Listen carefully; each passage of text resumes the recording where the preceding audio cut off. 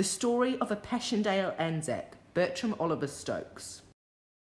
The Archduke of the Austro-Hungarian Empire, Franz Ferdinand, was in Bosnia for a short trip due to political issues when he was assassinated. This sparked the beginning of the brutal Great War. The great European nations, the Allies and the Central Powers, were suddenly at war with one another. New Zealand and Australia were included as members of the British Commonwealth and later known as Anzacs. The Western Front was a bloodbath, with constant gunfire and shelling. It really was no man's land. Some New Zealanders weren't willing to pay the ultimate price for their country, but there were many brave souls who did sign up, one of whom was Bertram Oliver Stokes. Bert Stokes was a young man from Wellington when the Great War started. He worked as a junior clerk employed by John Chambers and Sons. He signed up to the NZEF, New Zealand Expeditionary Force, as a gunner and played a role in the 13th Battery. On the 26th of July, 1916, he boarded the HMNZT 60, embarking from Ulimaroa and sailing toward the Western Front. 3 years into the war, the Allies were pushing back into the land that Germany occupied, planning to take back Belgian territory. One of the main battles took place in the village of Passchendaele.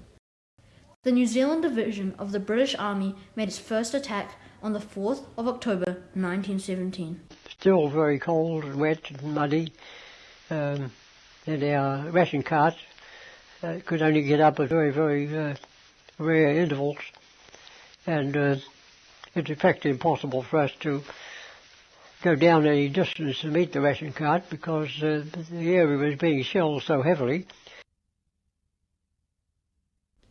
Constantly being pummeled by German machine guns while being unable to get through the uncut barbed wire, the New Zealanders, including Bert, were stuck.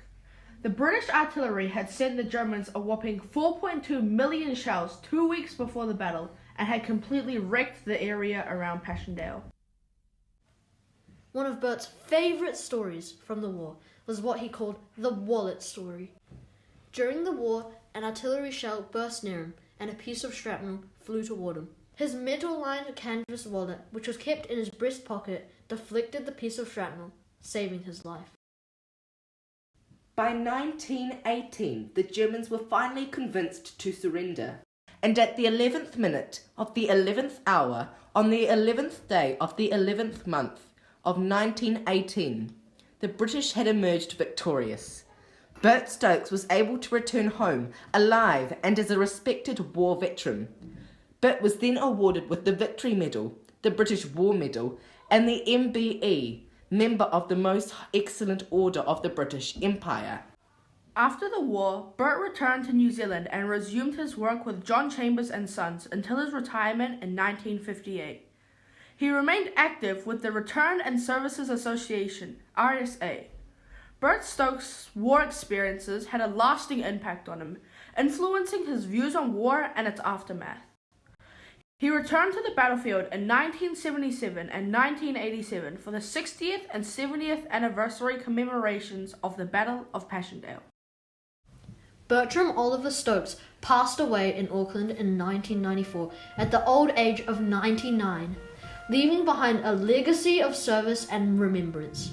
His life story continues to be a testament to the sacrifices made by New Zealand soldiers during World War I, which we remember on April 25th each year. In 2025, we tend to take freedom for granted, but as we reflect on Bert and his fellow soldiers' experiences, we begin to uncover the sacrifices laid down to pay for us a future of freedom. These men and women planted trees, knowing full well that they may not reap its fruit. We are very grateful for the service of people like Bert. All of us come from different backgrounds. To us, New Zealand is home. It is a country of freedom only because of the young men and women that came before us. And at the going down of the sun, and in the morning, we will remember them.